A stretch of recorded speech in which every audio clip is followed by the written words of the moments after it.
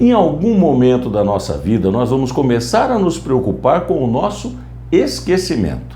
Será que é normal esquecermos, termos lapsos de memória? Ou isso é próprio de doenças? Será que eu preciso ficar preocupado se eu estou com demência, se eu estou com Alzheimer? No vídeo de hoje, nós vamos discutir aquilo que é normal e também aquilo que é próprio de doenças e que nós devamos nos preocupar. Antes que eu me esqueça, eu vou pedir, faça a sua inscrição aqui no nosso canal, deixe o seu like antes de aproveitar esse vídeo até o final.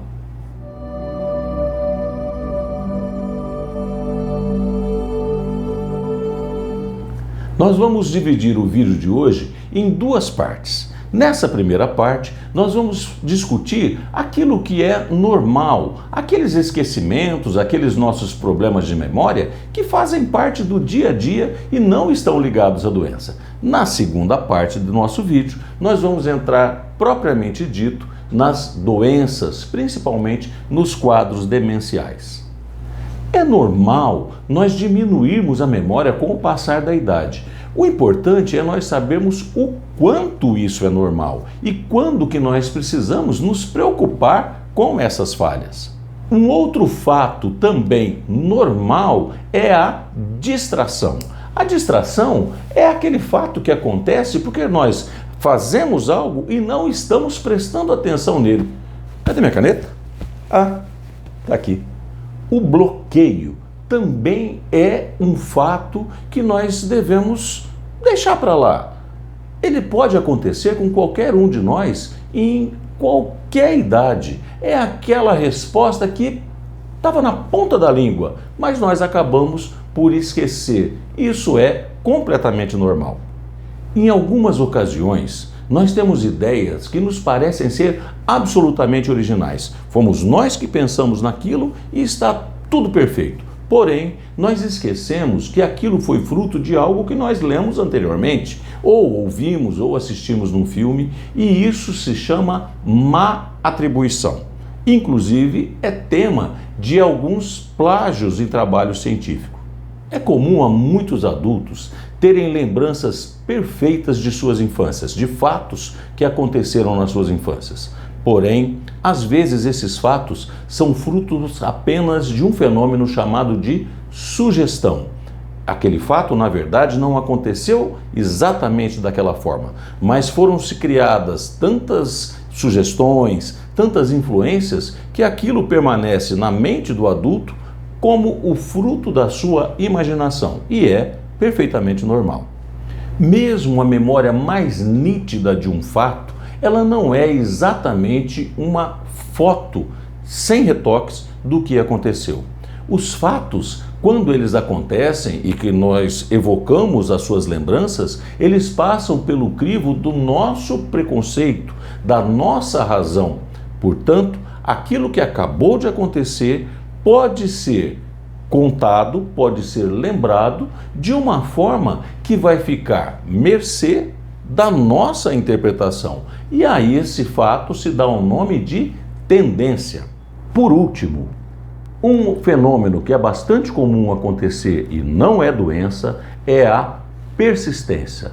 Ao contrário daquelas lembranças que nós temos dificuldades para evocar, a tendência é algo que nós temos dificuldade para esquecer e nós ficamos com aquela imagem recorrente na nossa cabeça. A partir de agora, nós vamos falar a respeito daquilo que é patológico. Quando é que nós precisamos procurar o médico para tratar os nossos problemas de memória?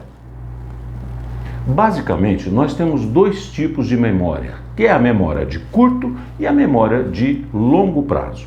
Com o passar da idade, é normal, é fisiológico, o nosso corpo funciona assim, de perdermos a habilidade de nos lembrar de fatos recentes. Isso é completamente natural. Agora, existem algumas situações que podem alterar essa nossa percepção de fatos recentes e fatos antigos. A primeira delas, sem sombra de dúvida, é a idade.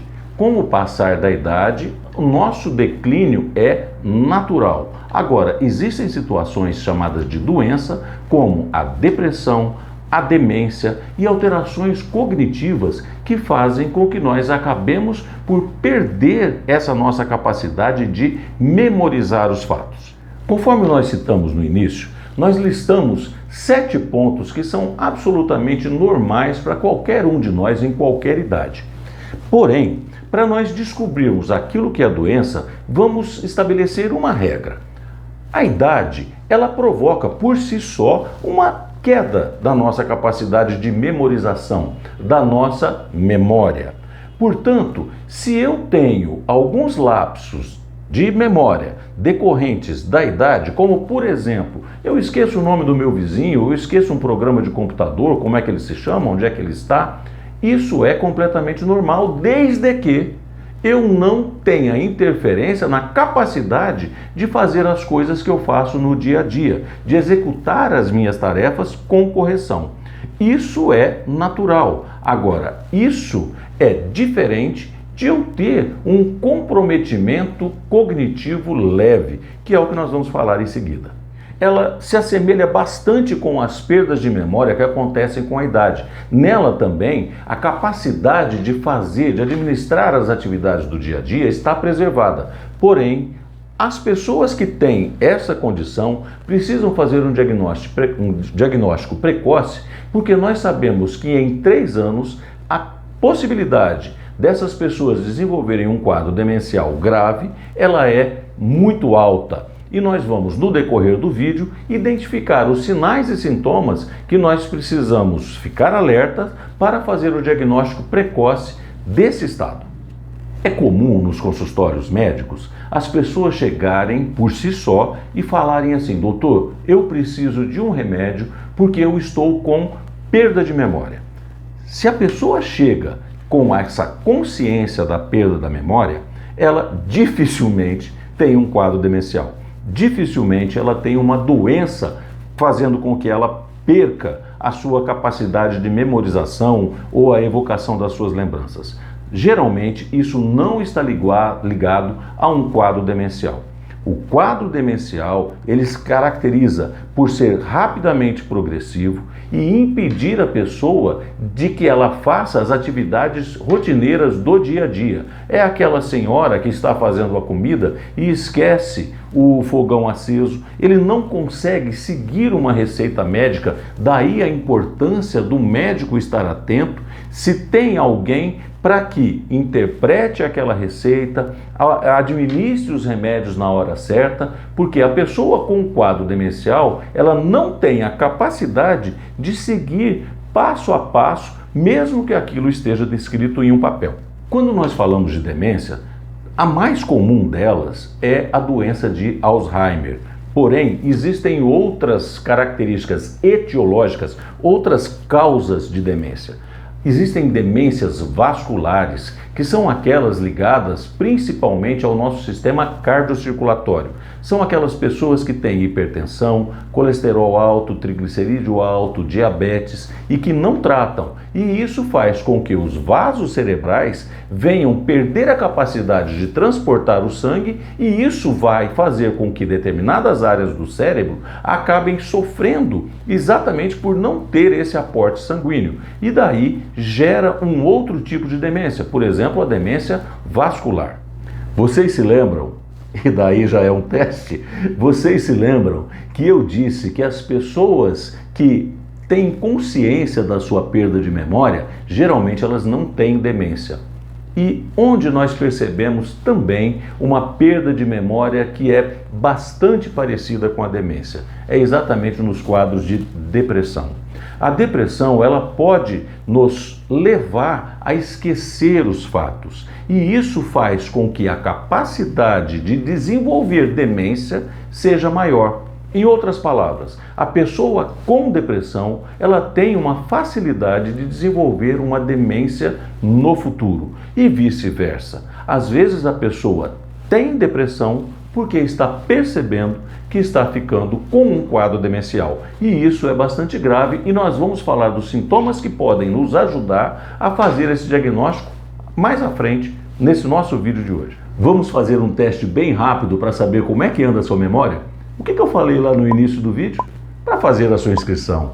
Se você se esqueceu, faça agora. O estresse também pode nos ocasionar momentâneas perdas de memória, déficits, lapsos de memória, mas não é uma doença. E assim que ele cede, esses lapsos tendem a melhorar. Existem algumas outras situações clínicas, doenças, que podem também cursar com déficits de memória. São o hipotireoidismo, o hematoma subdural, a hipovitaminose B de bola. Essas situações clínicas, elas podem sim cursar com perda de memória. Vamos falar então nessa parte do vídeo, de agora em diante, a respeito dos sintomas.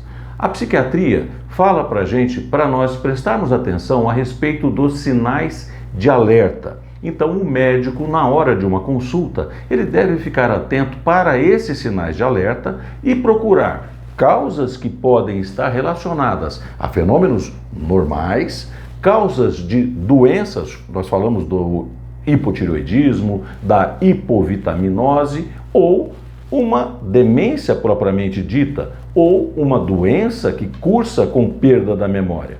Quais sinais de alerta são esses? O primeiro deles é se a pessoa tem o diagnóstico de depressão. Nós já dissemos agora há pouco que a depressão e a demência estão intimamente relacionadas. As pessoas com depressão têm uma facilidade muito grande em desenvolver os quadros demenciais. Outro sinal de alerta é quando a pessoa não consegue desenvolver as tarefas do dia a dia. Não consegue, não por uma limitação física. Vamos fazer de conta que eu quebrei a minha perna, eu quebrei o meu braço e não consigo desempenhar aquela tarefa. Ou eu tenho determinada idade, eu tenho artrite, artrose, eu tenho dificuldade de locomoção e não consigo desempenhar aquela tarefa por causa da minha dificuldade de locomoção e não por eu ter esquecido como se faz. E um terceiro sinal de alerta é também a dificuldade de prestar atenção. Será que quando eu estou vendo um filme, um noticiário, lendo um livro, lendo um jornal, a minha cabeça vaga e eu não consigo prestar atenção? Esses três sinais de alerta, a incapacidade de fazer as tarefas do dia a dia, a dificuldade em prestar atenção e a depressão precisam estar na pauta de todo médico que vá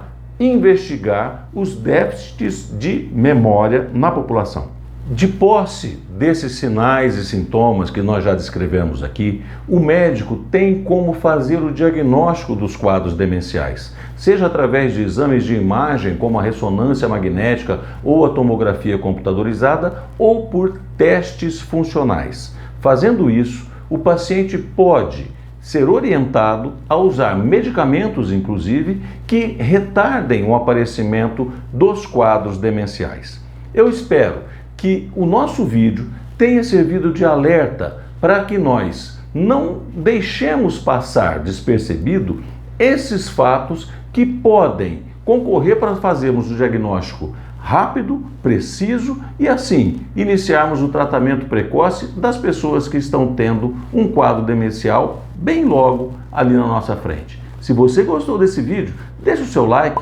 Faça uso dos comentários, a gente tem o maior prazer em responder as suas perguntas e se você gostou e já deixou o seu like e já fez a sua inscrição, compartilhe com seus amigos e até semana que vem com mais um vídeo de medicina baseada em evidência.